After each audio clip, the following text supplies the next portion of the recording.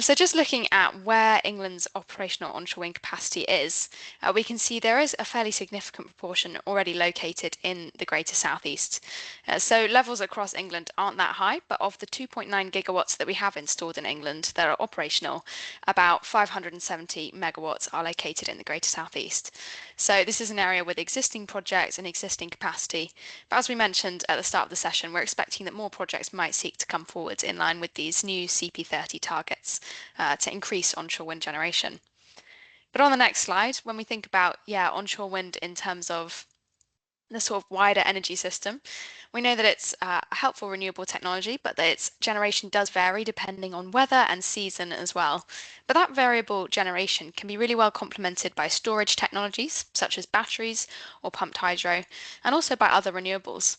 So for anyone who was at our session about solar and batteries, you will have seen the graph on the right there before. But what this shows is the level of electricity generated by solar and wind every day last year. And as you can see, there were relatively few days when both wind and solar had low levels of generation at the same time.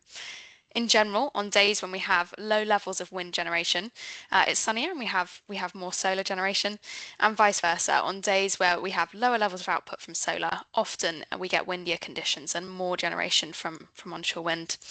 So it can be a really helpful part of the energy system and work well with other technologies. But if you are looking for some more sort of context on onshore wind, I would really like to highlight the Onshore Wind Council's Onshore Wind Task Force strategy that was published in summer last year.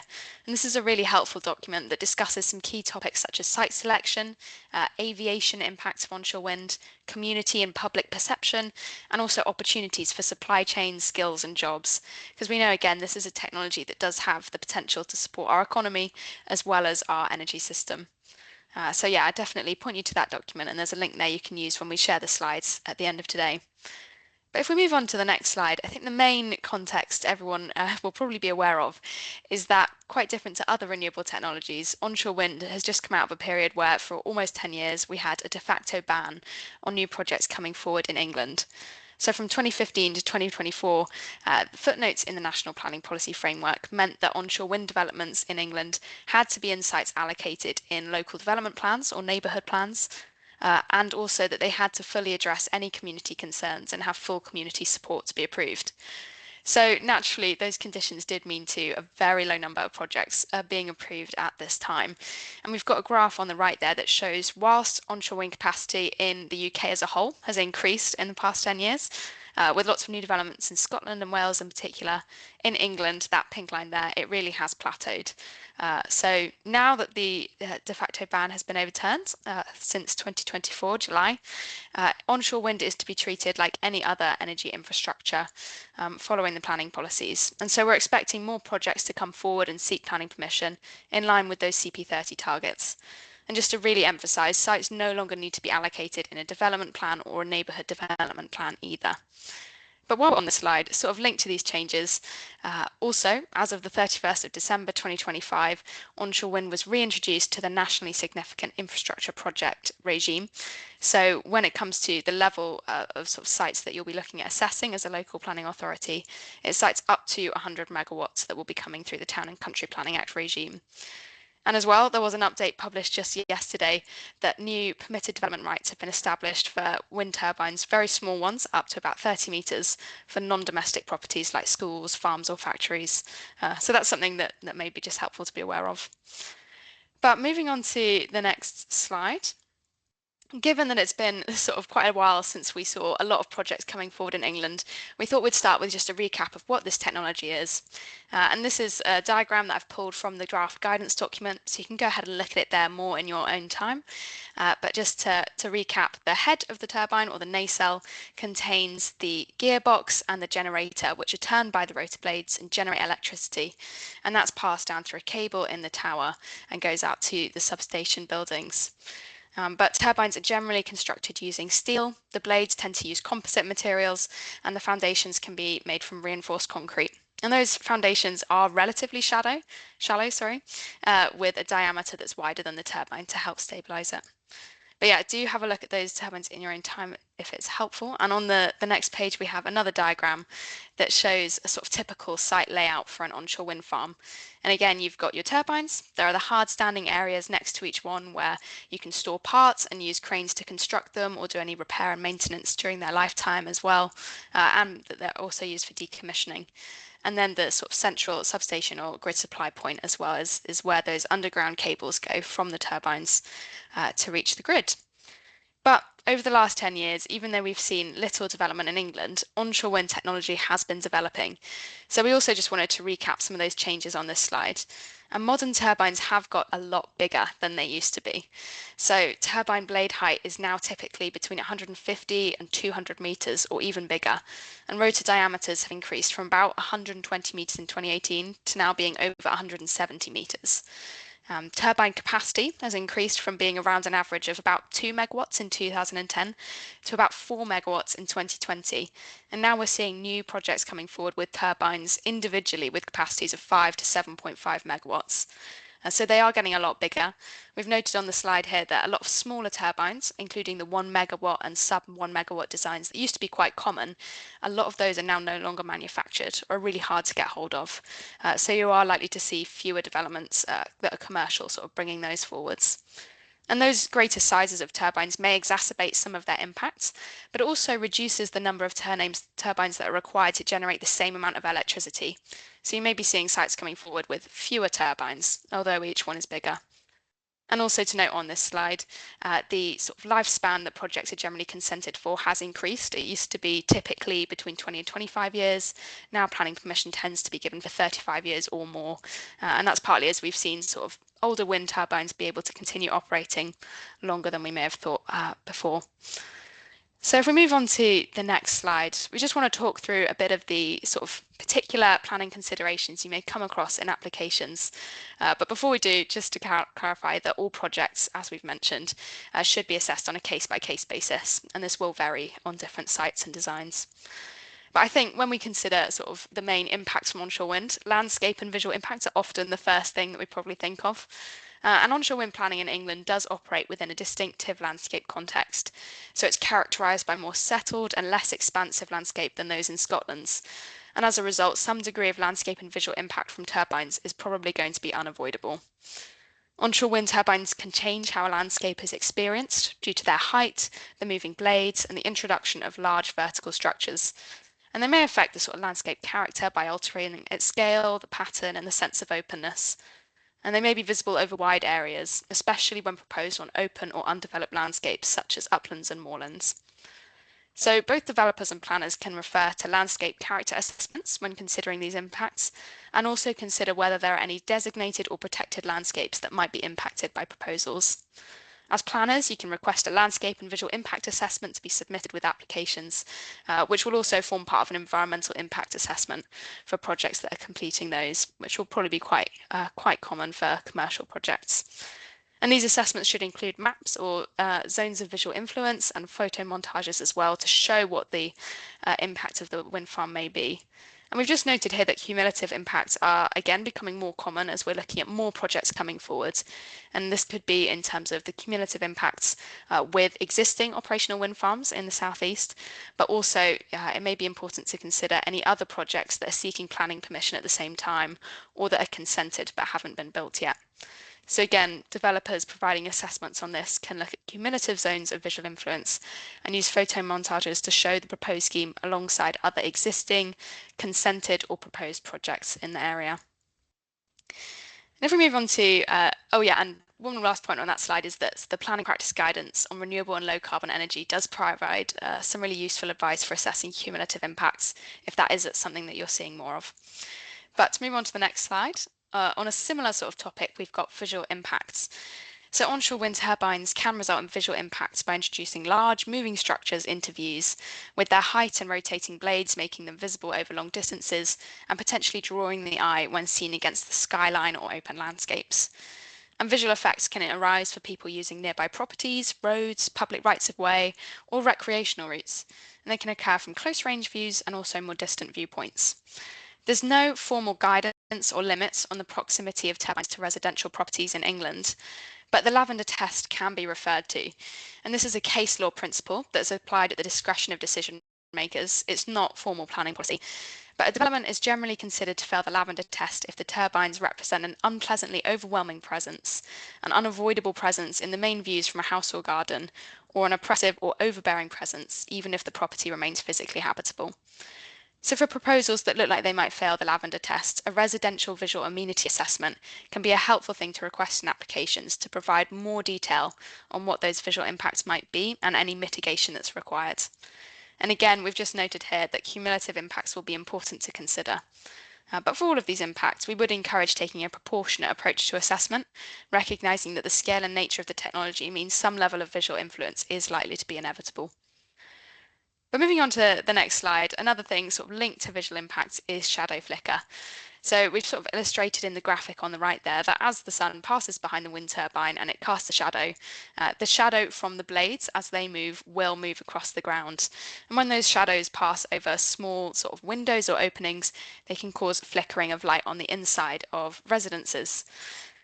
Flickering like this can trigger photosensitive epilepsy, generally at between 3 and 30 flashes per second. But the risk from wind turbines doing this is very low, as large commercial turbines generally rotate at slow speeds and produce fewer than 3 flashes per second. But there is a lot of academic research on this, especially about sort of mitigation and design measures as well. And again, I'd point you to the planning practice guidance, which talks about sort of the range of the area in which you might need to consider this.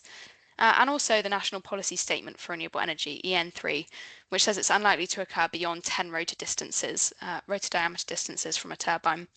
And just to note there that although national policy statements are generally used to assess nationally significant infrastructure projects, they can be considered a material consideration in TCPA applications if the decision maker thinks that they are pertinent to the application. So that can be some useful information to look at. But moving on, I saw we had one question in the chat already about the impacts on peat from onshore wind, and this is definitely something that's becoming more topical and talked about more often. So peat soils are carbon-rich soils which form in waterlogged conditions, and when they get disturbed or drained particularly, they can release carbon emissions, which obviously can be a big concern for areas where onshore wind turbines are proposed, because that would counteract the climate benefits of having renewable energy. So this is a really important impact to consider. We're expecting some official guidance for England soon, but in the meantime, there are some really helpful examples of best practice from Scotland and Wales, where this has been encountered by onshore wind farms recently. I've included a screenshot of the England peat map on the right there, and you can say that there may be some areas of peat that you come across in the Greater Southeast where onshore wind farms may have impacts. But if we move on to the next slide, we've got a few sort of suggestions of how this can be addressed. So first up is sort of avoiding areas of deep peat. If the location of the wind farm does end up on an area with peat and that can't be avoided, then site level surveys can be used to work out where the deepest peat is, and micrositing can try to avoid impacting those parts.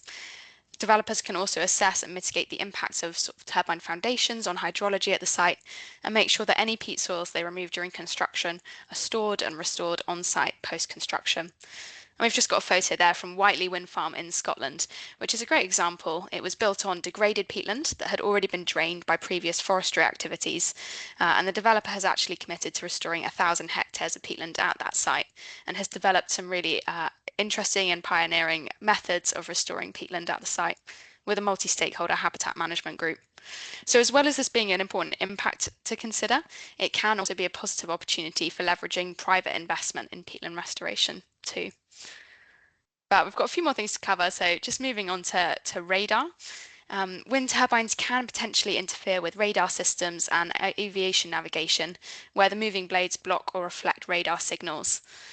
So this may need to be assessed for onshore wind proposals, especially those within the consultation or safeguarding zone of a radar installation, including civil aviation radar, air traffic control radar, or defence radar.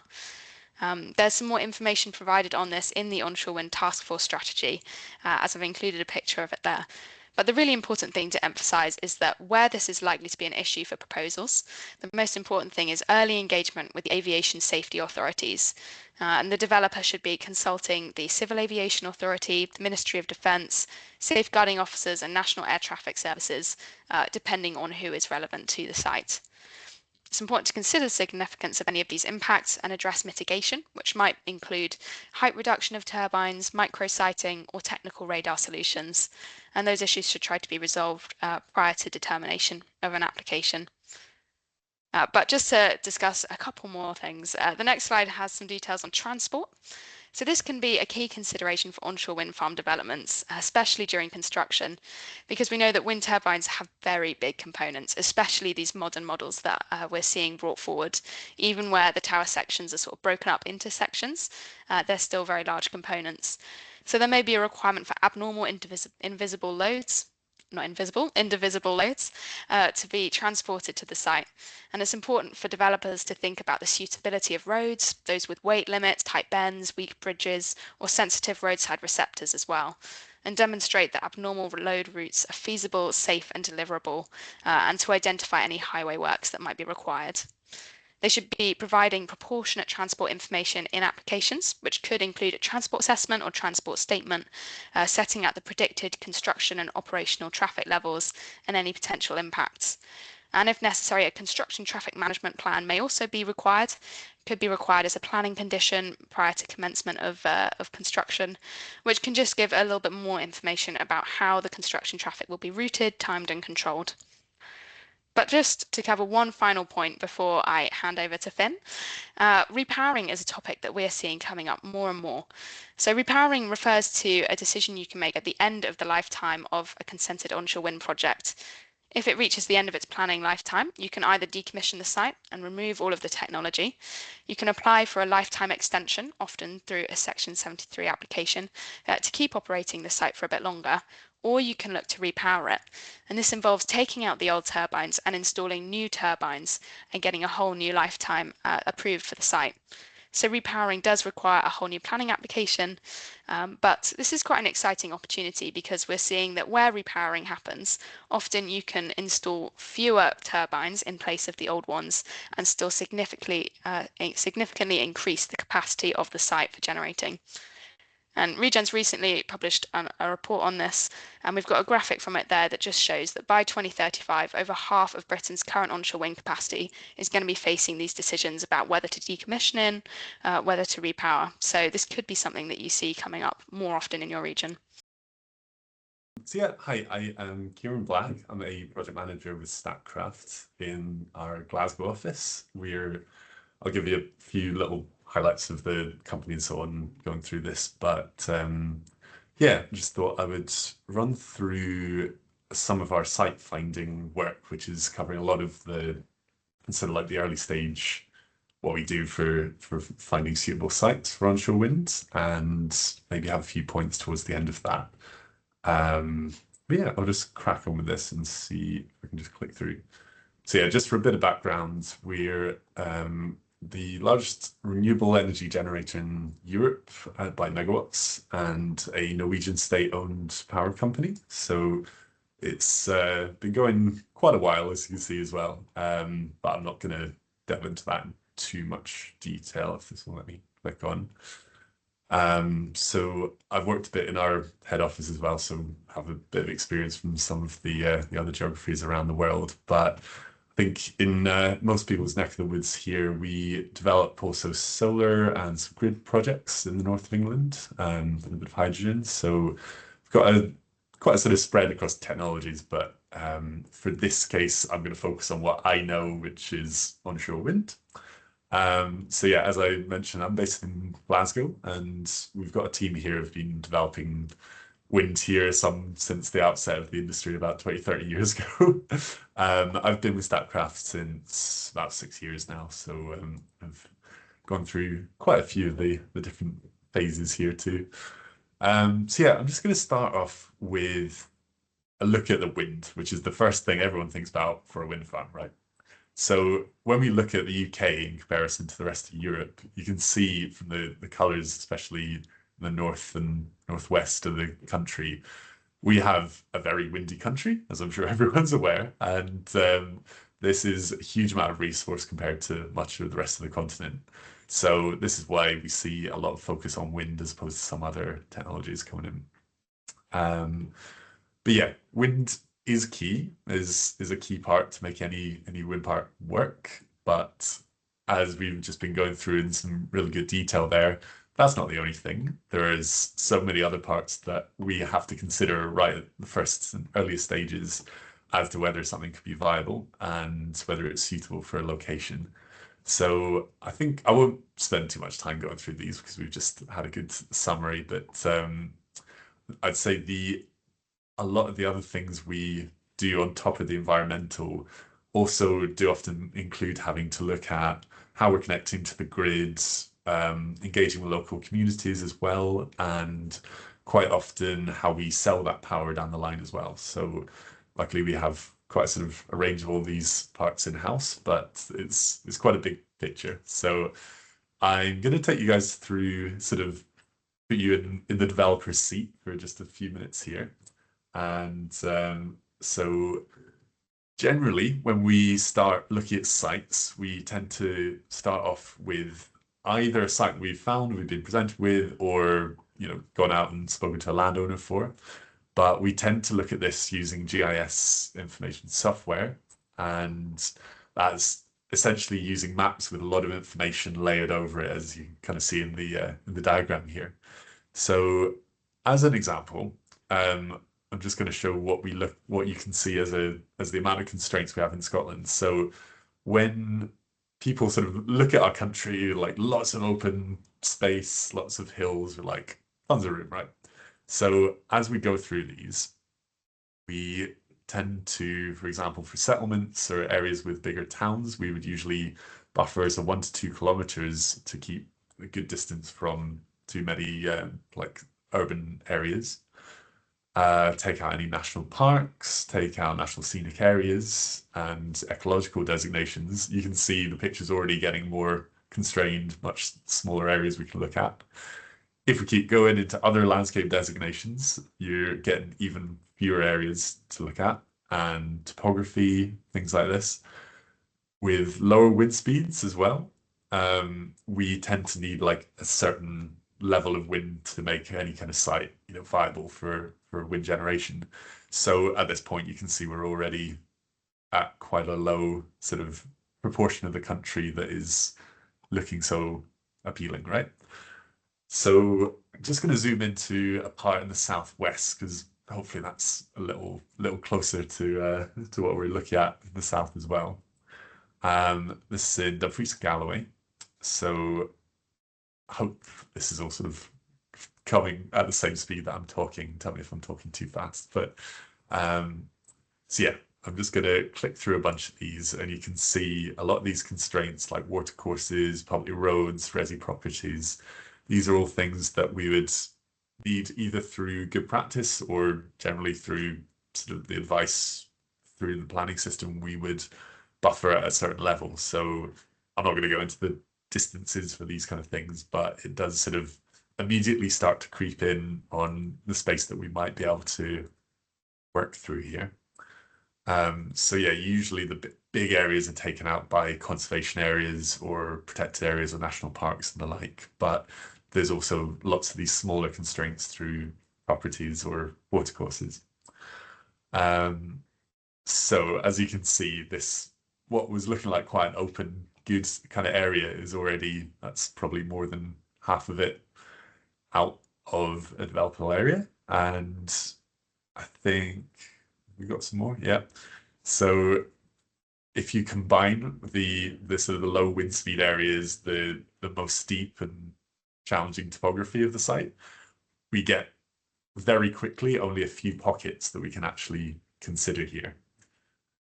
So this is kind of what we're left with an area using this kind of example.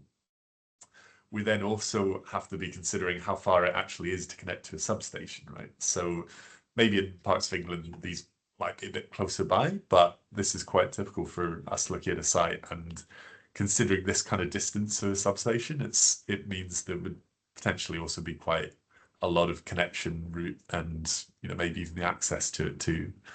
So these are the kind of areas that we'd look at and say, right, there's not a constraint there. That's a good start.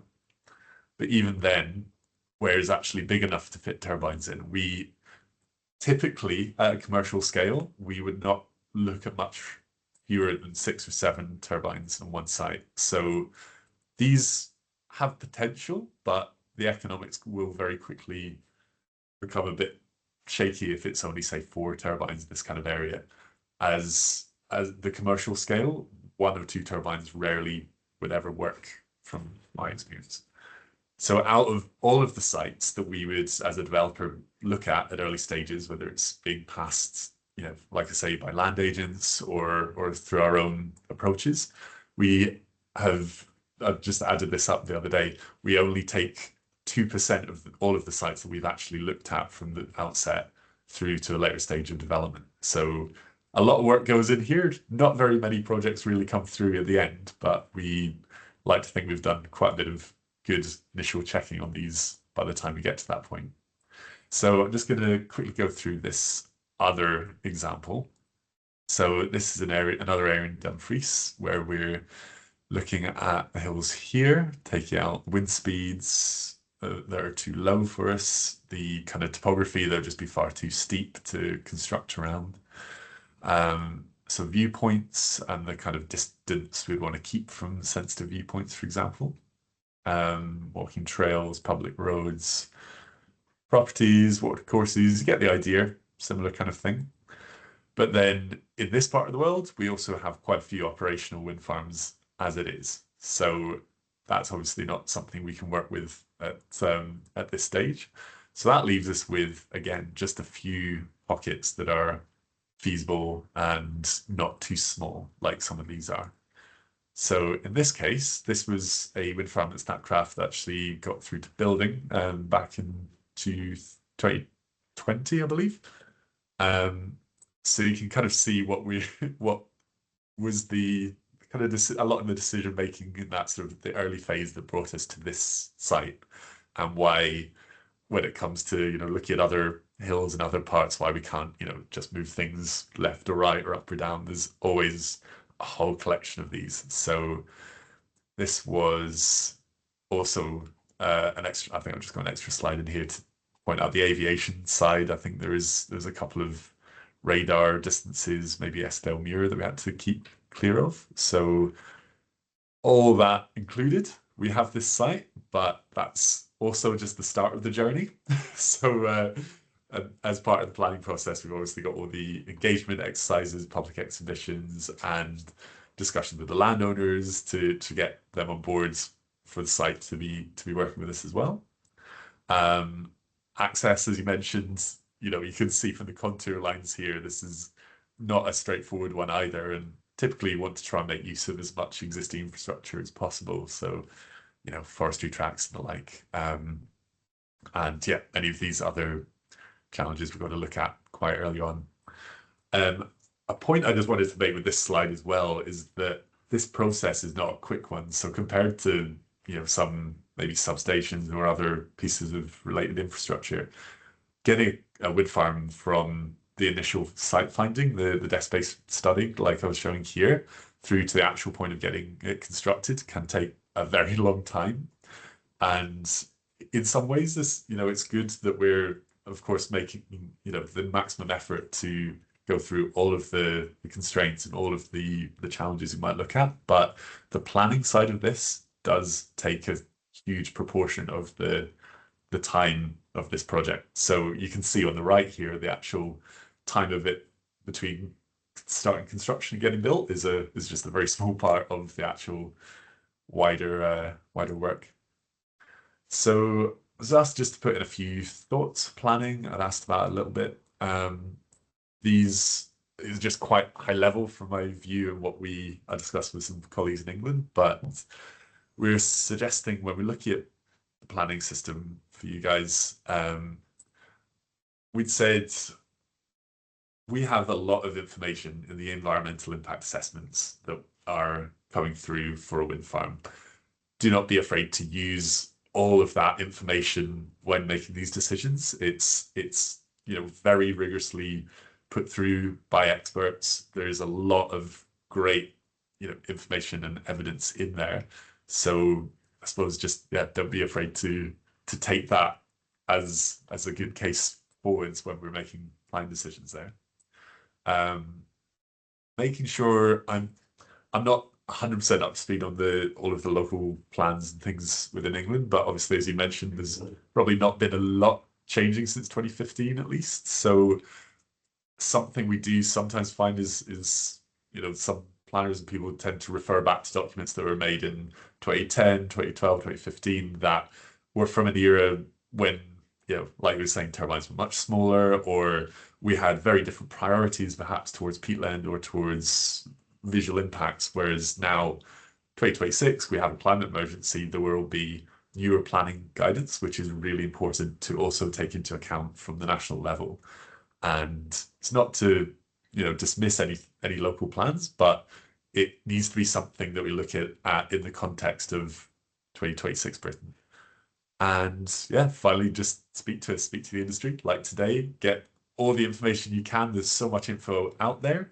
We've been developing wind farms in Scotland for nearly 30 years now, so there's a lot of community industry knowledge there, and people are always really happy to share this as much as we can. So that's what I can suggest.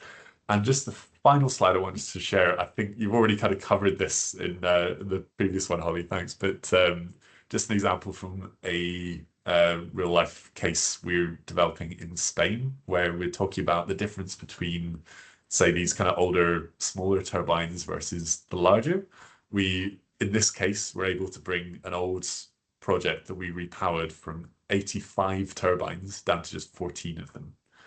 And that's obviously a huge reduction in the footprint of the visuals, many different impacts of that site. Yet we're also managing to generate more from that site using these newer, taller turbines that may be, multiple times more efficient and effective to run. So just as a way to visualize that, hopefully that's kind of helpful. This was completed, I think, earlier towards the end of last year. So thank you everyone very much. I think I'm about a minute over, but be very happy to answer any questions. Good afternoon, everybody. I'm really delighted to be here. My name is Tanya Davies. I've been developing wind farms for the last 20 years. And I am a chartered town planner. And before moving into the wind industry, I worked as a minerals and waste planning waste planning officer, determining planning applications. So I'm old enough to sort of remember England before the ban, and was managing teams actually developing projects in England. So why are we developing wind farms? UK is one of the windiest countries in Europe, and the north of England and the west coast are particularly windy, and that's because we've got southwesterly and westerly winds, and we need another 7 gigawatts of onshore wind in England to meet the clean power targets that Holly spoke about earlier. If you can move on, please.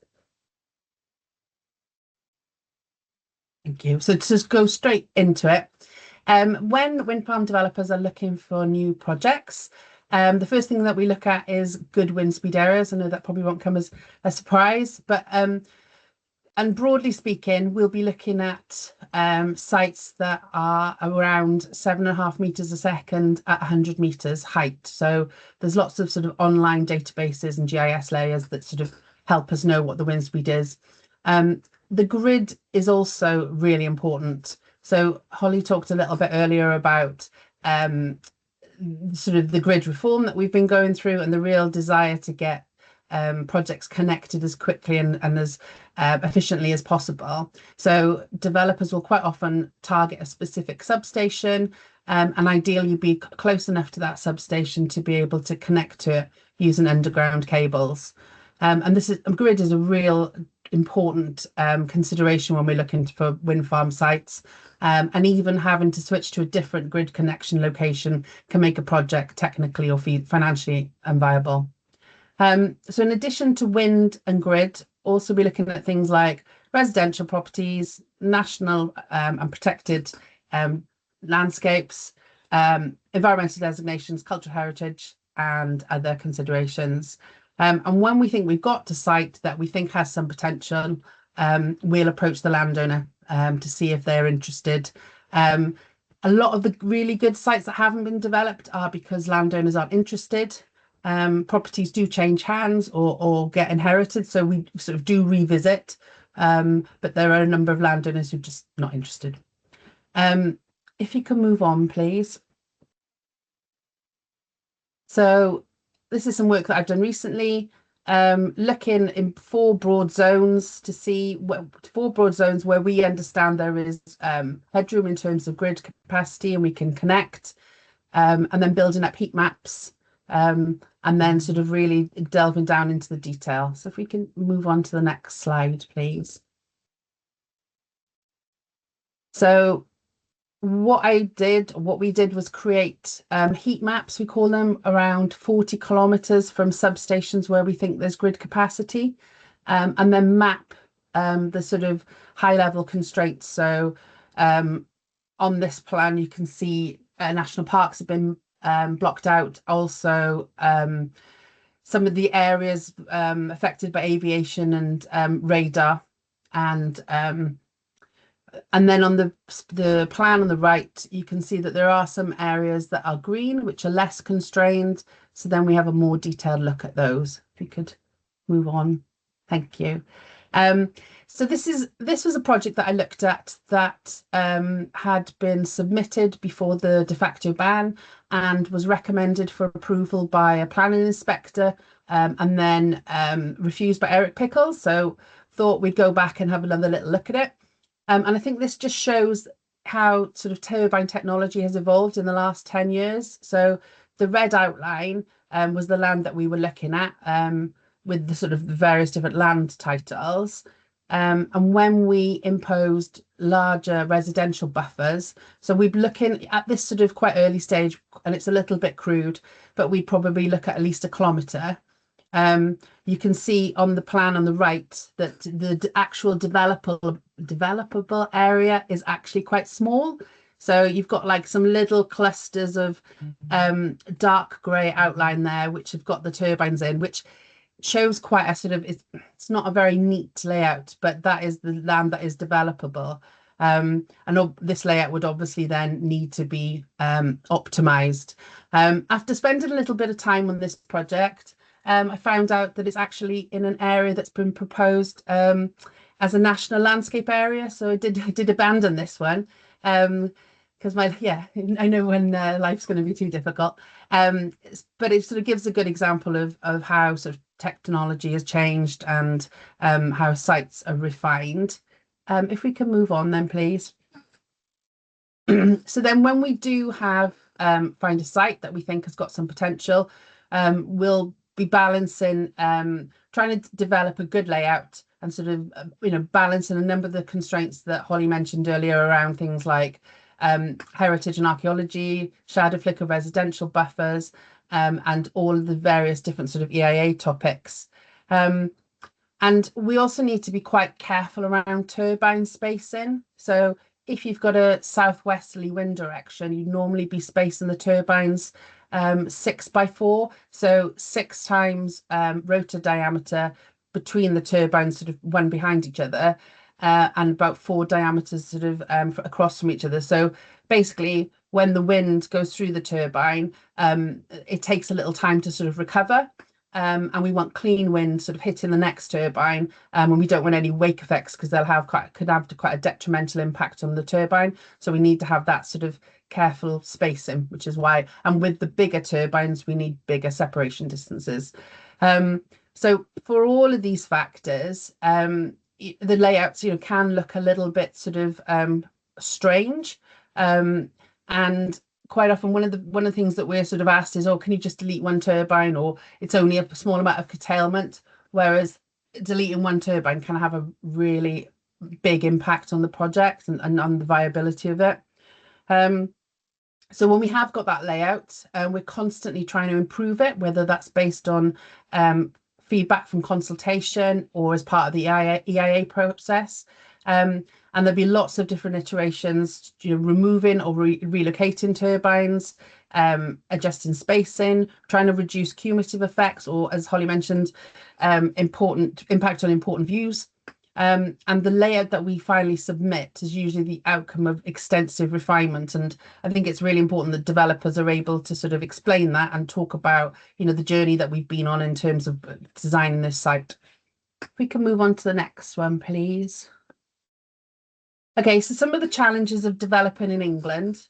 There's lots of dispersed residential properties in England. You don't have those big open areas that are you know, where we do have big open upland areas, they're quite often designated and highly protected.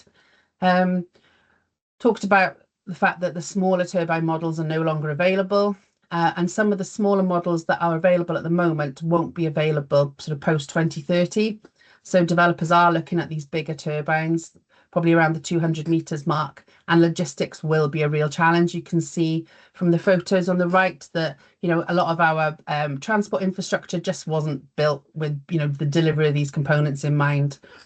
There's also a real lack of precedent in England.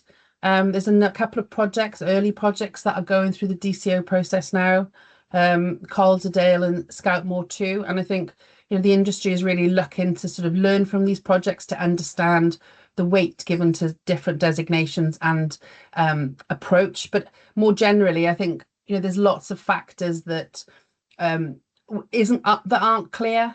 Not clear about, you know, obviously wouldn't be looking to develop in a national park, but, you know, what about proximity into national parks? With, you know, what about within 5 kilometers, 10 kilometers, 15 kilometers?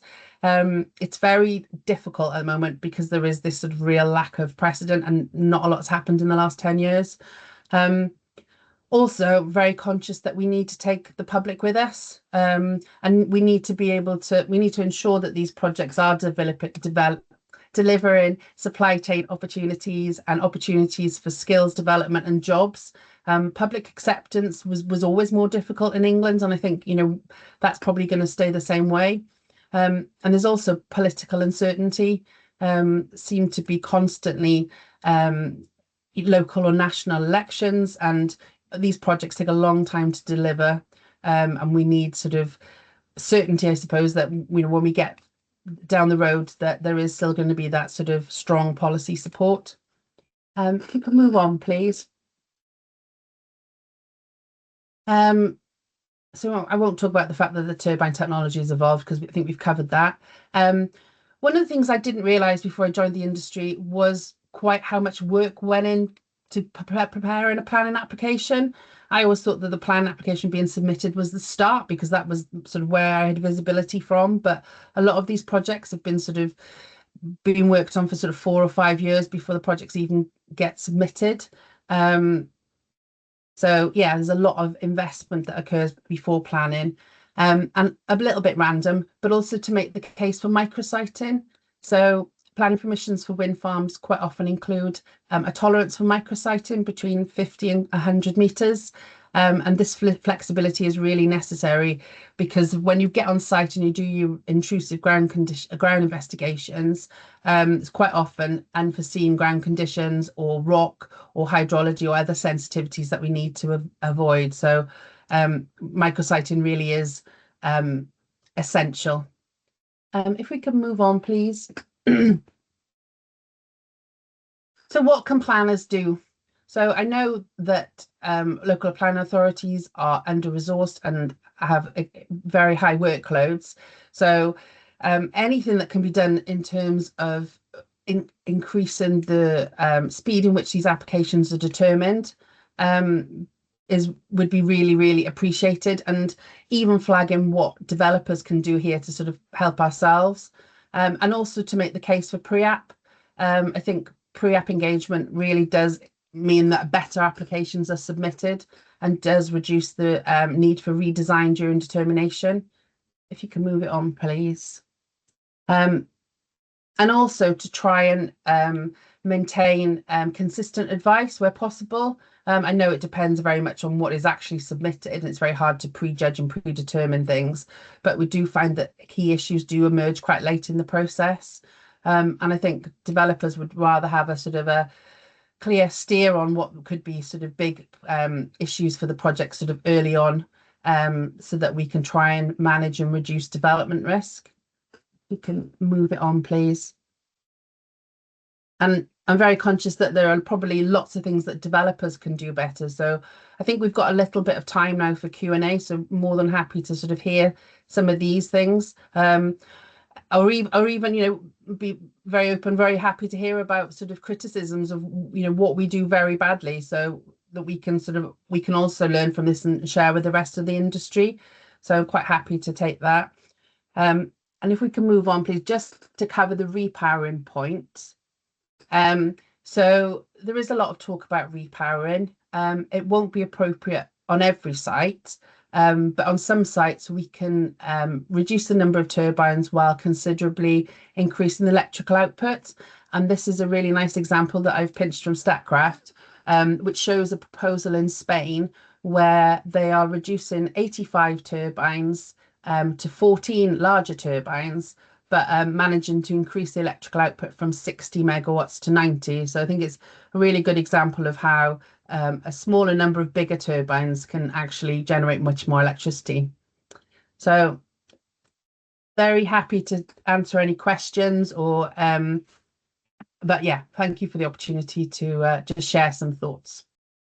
Now I'm going to pass to Finley Becks-Phelps from Nadara to give that developer perspective, and then we can pick up some of the questions at the panel. Thank you very much. Brilliant, thank you. And also thank you to you all for being planners. You are vital to making this process a success. I had a public exhibition up on the Isle of Skye last year for Benakatio Repowering, and I'm always very keen to make sure that we are being open and transparent about what it is that we are doing. And there was someone who spoke against the project. I spoke to him afterwards and said, look, you know, we may never see necessarily eye to eye, but it would be nice to have an opportunity to sit down and have a call, just so that you know who I am, and vice versa. And so we did do that. And this gentleman has spent his career in finance and around the world, and we really went down to ground roots and went for absolutely everything. And we got to the conclusion was we may not necessarily ever see eye to eye, but arguably onshore wind or renewables generally is probably one of the most complex subjects he's ever had to deal with. And I think particularly for what you guys are sort of embarking on and what the ambitions are within England is there are a whole host of different, very technically complex subjects that we are trying to narrow down to get to one acceptable place, and it takes time and effort and consideration and compromise through that journey as well. And so it's by no means easy, and I think conversations like this are going to be vitally important as part of that. Just quickly as part of Nadara, so we are one of the largest independent power producers in the country. So we operate 45 wind farms throughout the UK. We've got 13 currently in operation in England, 25 in Scotland, the remaining ones in Wales. And we actually worked alongside Regen, or co-sponsored the paper that Regen referenced on the repowering. So what I'm going to quickly touch on is just about how do you go around finding a site. What does repowering look like? And then I'm also going to go through touching on life extensions as well. Some of this may, well, in my world it feels obvious, but may not necessarily for everyone that's never experienced it before. You cannot put an onshore wind farm everywhere. It's physically not possible. There are hard constraints that we may see or not see.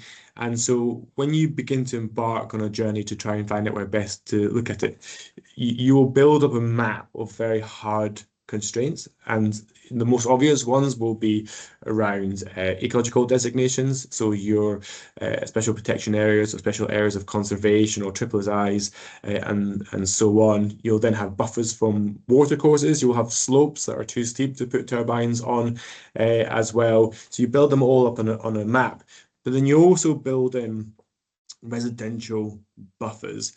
And normally you would start off with roughly about 1 kilometre away from properties. That's not a hard and fast rule, it's just a starting point. And when we're particularly focusing on England, and you will obviously know that there's been a lot more development in Scotland. When you apply those principles in Scotland, suddenly what you find is these large open spaces, and where in theory, a wind farm could go. Whether it's acceptable or not is a slightly different conversation, but that's your starting point. When you go through the same process in England, it looks entirely different. These areas are going to be much more smaller than what you might see necessarily up in Scotland. And so the size of those sites that you are likely to be going to deal with are probably going to be on the 5 to 10 turbine sizes. And 10 is probably on the larger scale. It'll probably be a touch smaller than that as well. And so that's, I suspect, in the realms of what you are going to deal with. When you have an initial site, you'll then begin to go into these details in a bit more sensitivity. So we mentioned earlier about the lavender test, or the residential amenity visual assessment. There are different elements that go into play when you consider this. For example, what is that view of scope? So if you've got a single property and your wind farm goes right across the horizon, that's quite overbearing. Whereas if it's a small angle off away from your predominant view from your house, that may be more acceptable. Also, what's quite interesting as well is that when you're dealing with a smaller number of turbines and there's nothing else on the landscape to reference it against, when we talk about 200 meters compared to what you might have had historically, that might feel like quite a big jump up. But actually, in reality, you wouldn't necessarily know the differences between what would a 100 or 120 meter turbine feel like in comparison to 200 meters. The proportions are still exactly the same. And actually, last year we built a project in Sweden, and the turbines there were 250 meters to tip, and the proportions were exactly the same. And yes, when you stood below them, it felt different compared to some of the turbines I've seen in Scotland, but from the distance away, there was no comparing that to what an older turbine would have looked like. And then you'll begin to assess, what are the birds doing? What are the bats doing? What are your noise impacts as well? And you'll begin to dissect each individual technical understanding in terms of understanding whether anything is appropriate or not. And through that process, you'll come to a conclusion whether you feel that that is the appropriate site for a wind farm or not. Now, one of the things that we have to be very aware of, particularly in England, is that because we've sort of essentially had this hiatus of development, we built turbines at 100 to 120 meters to tip, and then we sort of stopped. Now, technology in turbines has not stopped over that period, and it's continued to evolve. And we mentioned earlier the turbines up to about 200 meters a tip. I look after Finland as well, and we're now up to about 300 meters to tip there. But that's more to do, that's where the wind is, and that's why we have to go a bit bigger. Now, I remember 10, 15 years ago, we'd get told, say, oh, you got 120, that feels about right. Well, unfortunately, it's very hard, if at all possible, to buy turbines at that size. So there needs to be a degree of acceptance that that's where technology is now sitting. And because the journey for onshore wind development takes time, we have to be very conscious that actually we're trying to consent something that can be delivered in a couple of years' time, not necessarily today. What a lot of you will be dealing with, particularly, is around repowering, and I've seen that in the questions earlier. Now, one of the things I mentioned, or I noticed a question that why old turbines, because so within repowering, particularly within the regen paper, and it's definitely worth circulating this afterwards, what we identified that there was no specific definition of what repowering was. Now, in Portugal, repowering is very clearly defined as a like-for-like for installed megawatts. Now, because our turbines have evolved so much so, quite often we're dealing with a smaller number of turbines. So on our more recent sites, for example, in Benglass in Scotland, we've got 14 turbines there, installed capacity of 8 megawatts, and we're looking at replacing that with 7 turbines up to about 30, 40 megawatts. So less clutter in terms of visual impact, but increasingly increasingly in large installed capacities. Now, we've got repowering there with what we consider to be within the footprint of what was originally there. Then, if you want to add in a couple of additional turbines, that's the extension. You can also upgrade turbines as well. So we are on a bit of a journey to look at, whether you install winglets, for example, and that can increase the yield out of that particular site, or you can decommission it. I think what's really important to recognize, particularly with decommissioning, and I think it's okay to say this, but it's important to remember that not every site can be repowered. The world has changed considerably over the last 25 years. So when we talk about a noise constraint is a physical thing, in that there are very clear stipulations on how loud you can operate at someone's house. So it's under the ETSU guidelines, we're at 35 decibels. If that property is financially involved, you're at 45 decibels. That's about as loud as your living room that is when it is quiet. These are really quiet conditions in which we have to do. And that means that when you reassess these turbines, quite often they might already be sitting within that theoretical kilometre buffer of people's properties. It also might be that if you increase the size, you might be open visibility into new areas as well. So when we talk about repowering, the presumption isn't that every site should be repowered, but what we are trying to encourage is actually, because repowering is going to be really important, where that is appropriate to be repowered, we need to try and create some legislation that supports that through the process. And the reason I say that is, when we're dealing with bigger capacities, we obviously want to grow as an industry, make sure that we're bringing forward some really good quality homegrown generation, but then trying to marry up from what is currently there to a future project actually is increasingly difficult. So it's very likely that you're going to have to bring an additional good connection in. And that will take a number of years. So if you were to decommission the entire site, and let's say, for example, it had the capacity of one large modern turbine, that one large modern turbine operating on its own might have a larger visual impact than it was if it was alongside 5 turbines, for example. And so it's trying to understand how you can do so. We've got a couple of examples that we're currently working with. So Novar Repowering, at the moment, that's 18 megawatts, I think it's 36 turbines. We're looking at replacing that with, I think, up to about 60, 70 megawatts for 9 turbines. But we've got 3 years difference between the current capacity and the future capacity as well. So that may be that we have to build 3 turbines on its own before bringing additional capacity in, and then decommission and building out the full sites. And actually, how do you get confidence in planning terms on, if you, for example, said, okay, we're going to build 3 turbines, but what happens if that grid capacity never ever comes in? Then you fall foul of your planning permission as well, because you're above, in Scotland's case, section 36. The other one is in Casimir, is that actually is a good size capacity, and actually what we're going to do is a more of a like for like, because we are genuinely concerned whether future capacity will come in or not. If, however, you decide that the site is not suitable to be repowered, it might be worthwhile to sweat the asset. Maybe the turbines are still working in relatively okay condition. Maybe you can still get a new gearbox, or maybe you can do something to the site that just keep it going for a bit longer. And we've done a whole bunch of life extensions. I'm just going to very quickly touch on that before I finish up. So we've recently just submitted a life extension for a project called Fonanor in the south of Wales.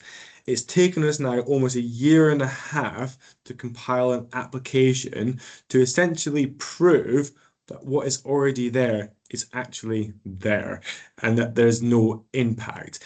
And the bit that I think the sort of message I want to leave here with you guys is communication. So we've had, on that particular project, so we had to do bird work. We had to survey all the birds. We had to survey all the bats. We managed to argue that we didn't need to do route assessments either. We also had to provide feedback on what we had done on the habitat management plans. And the ultimate objective is basically trying to argue whether anything has changed, or whether the baseline has changed or not. And ultimately, the prospect there is, well, there's been a wind farm operating for 20 to 25 years, and that's already built in a degree of acceptance. So we think we have to be very conscious over what the proportionate element is required for a a life extension. And we have two other instances in Dumfries and Galloway Council, for example, where they said, look, the wind farm's already there. If you want to operate it for another 5 years, crack on. Here's a letter of approval. Just make sure your decommissioning bonds and everything else is up to speed as well. So I think that we basically need to make sure that we fully marry up with where the different expectations are. And the only way that we can effectively do that is really to having really clear and concise communication, particularly with yourselves, so that we can tell you what the process and what we feel is proportionate, and make sure that you're feeding into the process as well. And that also applies when we're doing onshore wind development as well, because particularly for you guys, you're delving into a new world where you might have not necessarily experienced before. So lean on us to explain to you what is important and what may not necessarily be important as well. Sorry, that was absolute whistle-stop tour of life extensions and repowering, but loads of examples. But I'm very happy to continue the conversation at a later date as well. Now going to hear from Cameron and Oliver from RWE. They have got their own slides, so I am going to pass straight to them, and then we'll come back. I can see there's a question in the chat, so we'll come back to that after we've heard the developer's experience. Thank you. Thanks, Hazel. Yes, we've got our own slide. We've decided to be difficult, so hopefully this will come up momentarily. Let us know when that comes up. It's there, yeah. Thank you. Perfect. So yeah, so we are from RWE. For those that don't know us, we're I think last time I looked at the UK's largest power producer. I think it's about 15% of the UK's capacity is RWE operated across sort of renewables and conventional assets. But myself and Ollie work in renewables development, specifically onshore wind. So today we're just going to quickly basically talk through the experience of the developer, the challenges we face, and sort of our experiences with the planning system from the developer side. So without further ado, I'm going to pass over to Ollie to quickly discuss why we need more renewables. Thanks, Cam. And I will try not to spend too much time on this slide, as I think Holly did a brilliant job of setting the scene at the start of this presentation. But there's just a couple of points that we wanted to make around energy use within the UK.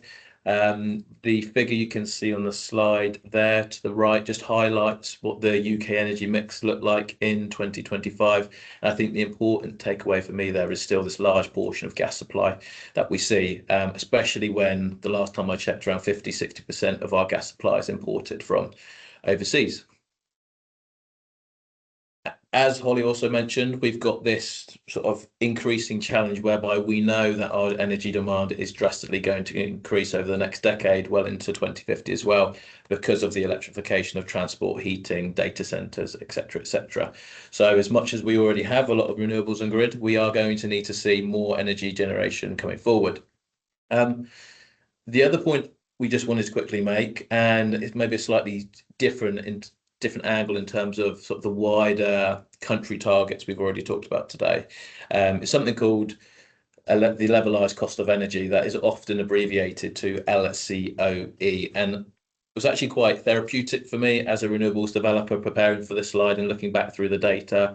Consistently, renewables are produced on average at the lowest price, almost half the price if you were to compare gas generation. So not only do we have to think about our national targets, etc., but also there has to be recognition that renewables really offer the most cost-effective solution when you look at the data. It's been there for decades now. And effectively, not only are the benefits to the consumers, like everybody else in this call, with those energy prices hopefully stabilising, but I think there's also a really important aspect, especially with what's going on in the world around certain wars, etc., and political leaders. Energy security is going to become increasingly critical for us, and as mentioned at the top of the slide, being still largely dependent on gas imports, the more renewables we can bring on side gives us just more security over our own supply and more control over our energy prices. And of course, as mentioned, not forgetting all those important net zero targets as well. Thanks, Cam. Perfect. Thanks, Ollie. So I'm just going to quickly speak through sort of early stage challenges and the considerations we have to think of when we're selecting new sites. It's one of the questions that's asked, you know, sort of why here? So hopefully the next few minutes will hope to indicate sort of why we propose sites where we do. So in terms of what we need for a successful wind farm, it's obviously much more complicated than this. But in general, there are sort of three major pillars. You need suitable land, we need a planning consent, and we need a grid connection. If any one of these pillars fails, then the whole thing comes crashing down. So I can speak mainly in this next section to the land element. And I'm going to quickly skim through some of the sort of hard constraints that we have to consider when we're looking at a proposed development. So the first consideration is slope and gradient. Anything over generally sort of 12 to 14 degrees is unsuitable. Add into that water courses, for which we have to maintain setback distances from. Same for roads and rail links, same for telecoms links, overhead lines, same for public rights of way. We have to consider environmental and cultural designations, as well as setbacks from residential properties, and then internal oversail setback to make sure that the blades that are not sort of oversailing neighbouring property land outside of the developer's control. And so suddenly what looks like a great site on paper is very constrained. So that's the sort of quick before and after of the sort of considerations we have to think about. And that's just from a desktop assessment. That's before we even get started with having people on the ground on site surveys, which will just restrict that even more. So in terms of a quick summary, I've rushed through that quite quickly, but site selection and infrastructure placement is a major challenge right from the get-go. We're highly restricted by physical constraints, and the land challenge is important context when considering the suitability of turbine locations as part of a planning application. Clear and robust policy wording that can stand the test of time, importantly, is essential to guide us as developers in site finding exercises. Development timelines can be long, and so clarity and reliability is essential, and finding ways to reduce timeframes to gain consent will only increase confidence in developers or for developers in policy at project inception. And then quickly, just following on from Holly's repower point, very important opportunities that need to be supported strongly, but it's not necessarily a silver bullet and certainly doesn't replace the need for new greenfield projects as well. So although a repowered site or the existence of an operational asset is an indicator of viability, it's not as simple as a like-for-like replacement. As Holly mentioned, the technology is very, very different. And so certain sites that might have been suitable with technology 20 years ago might not be with modern technology. But it does offer an important opportunity to replace generation assets that will be coming offline, as well as reutilising grid connections that are already in place, particularly with some of the grid constraints that we're seeing. So that's me on early stage, and I'll pass back to Ollie to talk about some of the key elements of an efficient planning process from a developer's point of view. Thanks, Cam. And just to reiterate, what Cam has taken you through there is effectively our conception, our origination phase of a project. We need to go through a series of exercises to make sure there is a viable project there. And then once we get to that stage, we can then really consider sort of the more detailed planning aspects. When we were preparing for this slide, especially in particular around efficient planning process, and having been in the industry now for just over 5 years, I think there was one key word that sprung to mind, that was around collaboration and the idea that we're in a partnership all together, and also just sort of understanding either side's perspective. So we've got a few different items on here that I would like to talk us through. So the first one is that meaningful early engagement, and I will go on to explain why, but I think as developers, we're always really eager to develop projects as quickly as we possibly can, but that doesn't negate the need to have a real important screening and then a detailed scoping exercise to go through, really defining that scope of the EIA to ensure all players are on the same page, understand if there's certain aspects that we need to go away and look in more detail, but whether there's actually elements we can potentially scope out of an EIA. I think over the last 5 or so years, I've seen a requirement on developers to provide more and more, which is okay in principle, but I think sometimes, going back to what was said earlier around complexity, etc., there are projects where real elements of the EIA can be scoped out with backed up factual evidence that developers can provide. It just makes everybody's lives a little bit more streamlined as we go through the other processes. Just wanted to raise a point around consultation and engagement throughout, and I know it's a slight side piece or side angle, but having recently taken a project through a development of national significance in Wales, and there are these series of consultation events, whether that's organised by the developer themselves or then Planning and Environmental Decisions Wales, there's opportunity time and time again to have these consultation phases, which is absolutely brilliant. But what I would really like to see is that meaningful engagement early, specifically from certain consultees that sort of wait until the last moment, and there's not really an opportunity for a developer to react. You sort of, as you get to those latter stages of your planning, you're already on that treadmill, and there's only so many changes you can make right at that final end. And I think it just sort of scoots back to the importance of that early engagement all the way throughout, and the developer can sort of take you through the storyboard of why certain turbines are ending up where they are, etc., etc. This one is just around sort of guidance and again sort of clear steers from certain consultees, and I think it's fair to say if we were to take England as an example, with the NSIP threshold set at 100 megawatts, I think we're going to see quite a lot of TCPA applications coming forward, to be honest with you, and not that many NSIPs from what we've seen anyway and screened throughout England. And I think just that guidance, and as Holly mentioned, it's been a while since we've seen these come forward at a TCPA level, the development of local development plans, etc., but also an understanding that this is new for all of us as we start trying to develop onshore wind in England again. The last couple of points are all around, I guess, selfishly more from a developer perspective, and the importance for consistent and fast decision making.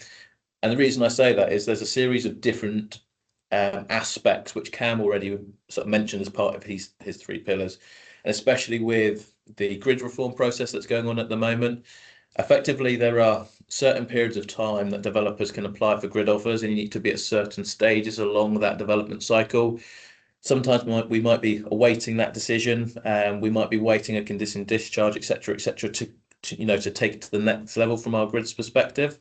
And until that happens, we just can't. I think another good example is the contracts for difference. And again, there has to be certain hoops we have jumped through as a developer to be, or for that CFD to apply. And I can't stress enough that hitting those CFD windows are absolutely critical for a route to market. It seems obvious, but sort of the winter periods or windier times of year, etc., which means as a developer and operator, we can sort of generate more energy during those periods. If we were to miss an allocation round and be pushed into next year, it can completely throw off your route to market. So I think my last point there is just around understanding that I know sometimes it can feel that developers are pushing for fast decisions, but it can really have a material impact on our route to market. And also going back to what was said earlier, we're there to, fingers crossed, trying to get a consent and build out a wind farm. Sort of that initial planning submission really is just that initial milestone, and we need to make sure that we have an efficient process all the way through to secure that route to market and get these assets built.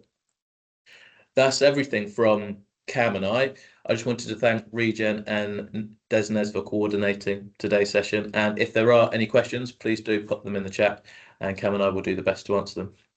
Thanks, Oliver. Thanks, Cameron.